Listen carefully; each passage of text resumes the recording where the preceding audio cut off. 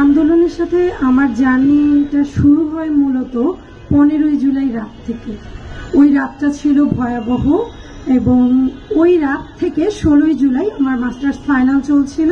16ই জুলাই আমাদের পরীক্ষা ছিল এবং আমরা পরীক্ষাটাকে বয়কট করে আন্দোলনের ডাক দিই।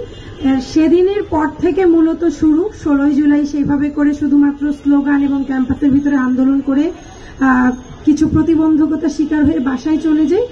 আর এই 16ই জুলাই রাতটা ছিল আরেকটা ভয়াবহ রাত। এরপরে সিদ্ধান্ত নিই মাঠে নেমে কাজ করব। আর সেখানে আসলে সবাই একসাথে যুক্ত হওয়ার সুযোগটা সেই সময় কিছুটা কম ছিল, যার কারণে আমি ব্যক্তিগত উদ্যোগেই আসলে অংশগ্রহণ করি।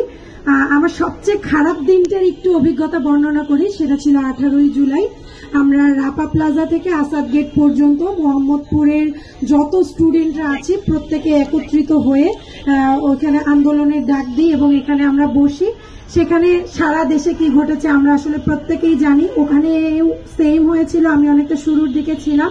টিয়ার সেলে আমার মুখ গলা পুরো জ্বলে গেছিল, আমার মেডিসিন নিতে হয়েছিল, আমি রাস্তায় অজ্ঞান হয়ে পড়ে গেছিলাম। বাসায় গিয়েছিল আমার ফ্রেন্ডরা। ওইটা ছিল আমার সবচেয়ে বাজে একটা দিন। তারপরে তো আমাদের নেটওয়ার্ক বন্ধ হয়ে গেল। 20 জুলাই সম্ভবত নেটওয়ার্ক বন্ধ ছিল, কিন্তু 19 জুলাই একদিন বাসা থেকে বের হয়নি। 20 জুলাই আমি বাসা থেকে বের হয়েছিলাম কারণ সেদিন হেলিকপ্টার যাচ্ছিল। তো আমি দেখতে চাচ্ছিলাম যে কি হয়েছে। আমি মোহাম্মদপুরে থাকি, মোহাম্মদপুর বাস স্ট্যান্ডে একটা বাস পুড়িয়ে দেওয়া হয়েছিল। বাসা থেকে বের হয়ে দেখি আমাদের নেটওয়ার্ক নেই, আমাদের শুধুমাত্র মোবাইল ফোনে কথা বলতে পারি। তো 1971-এ সবাই কিভাবে এক হয়েছিল এটা 24 সালে এসে সেদিন আমাকে ভাবিয়েছিল। কারণ 20 জুলাই কোনো প্রকার নেটওয়ার্ক না থাকা সত্ত্বেও, শুধুমাত্র ফোনের নেটওয়ার্ক থাকার পরও বিশ্বাস করবেন না, মোহাম্মদপুর বাস স্ট্যান্ড থেকে শঙ্কর আই হসপিটাল পর্যন্ত পুরাটা রাস্তা স্টুডেন্ট দিয়ে ঘেরাও করা ছিল, শুধুমাত্র থানার একটুখানি জায়গা বাদ দিয়ে। আমি আন্দোলনের শুরু থেকে শেষ পর্যন্ত ছিলাম। লাস্ট 4 আগস্ট আমি বাসা থেকে বের হয়েছিলাম, আন্দোলন পর্যন্ত পৌঁছাতে পারিনি। রাপা প্লাজার কাছেই স্লোগানধারী একদল মানুষের সম্মুখীন হই এবং ওরা সকল বাড়িগুলোতে হুমকি দিচ্ছিল যদি স্টুডেন্টদেরকে হেল্প করা হয় তাহলে তারা সব জ্বালিয়ে দিবে। আমি শুধু রক্তচক্ষু করে তাকিয়েছিলাম। আমার এখনো মনে আছে, একজন একটা রড নিয়ে এসে আমার চোখের সামনে একেবারে এই বরাবর এনেছিল, এনে বলেছিল যে দিব দিব, চোখের মধ্যে ঢুকিয়ে দিব, চোখ নামা। আর 5ই আগস্ট যখন আমরা স্বাধীন হলাম, মূলত আমাদের যে গণ অভ্যুত্থানটা শুরু হলো, সেদিন শুধু আমার মনে হয়েছিল গতকাল পর্যন্ত তোমরা যারা চোখের মধ্যে রড ঢুকায় দেওয়ার ডিসিশন নিয়েছিলা, আজকে দেখো আমরা কোথায় আছি।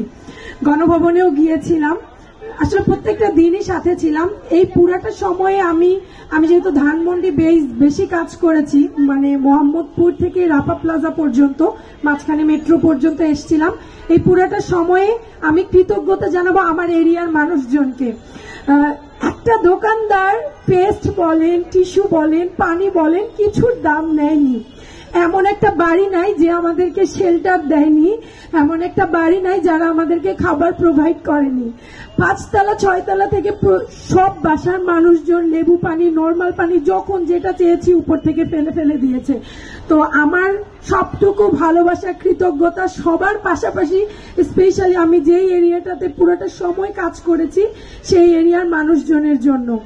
আরে গণ অভ্যুত্থানের পরবর্তী আমাদের দেশ এখন অনেক ভঙ্গুর অবস্থায় আছে। আমি পুরোটা সময় ট্রাফিকে কাজ করেছি, নিজের অভিজ্ঞতা থেকে বলছি আমাদের সব অবস্থায় আসলে সংস্কার প্রয়োজন। আর এখানে আমরা সমালোচনা না করে যেই জায়গায় সমালোচনা করছি সেই জায়গায় একবার করে নিজে দাঁড়িয়ে যাই। দাঁড়িয়ে গেলে আমার মনে হয় যে ওই পরিস্থিতিটা আমরা আরেকটু ভালো বুঝতে পারবো এবং দেশের হয়ে নিজেকে আরেকটু বেশি কাজে লাগাতে পারবো। তো সবার জন্য ভালোবাসা, দেশটা তো আমাদের, দেশের কাজে আমরা এগিয়ে আসি। সবশেষ আরেকটা কথা বলি, আওয়াজ উঠান।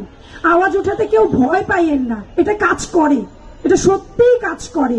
তো আমরা যদি সবাই সম্মিলিতভাবে আওয়াজ উঠাই, সামনে আরো প্রয়োজন পড়বে। আওয়াজ উঠাতে থাকলে আমরা না, আমাদের ভয় পাবে। Thank you.